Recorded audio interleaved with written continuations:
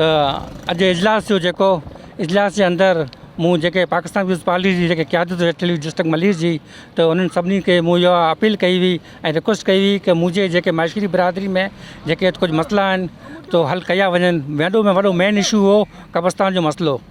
छा कि हिते असांजे माशरी बिरादरी मेमनगोट में कब्रस्तान जो वॾो इशू आहे। सो महिरबानी करे उहो असांखे हल कयो वञे। जेको असांजे रस्ते जो मसइलो आहे 16 साल थी विया आहिनि, जेको हल न पियो थी सघे।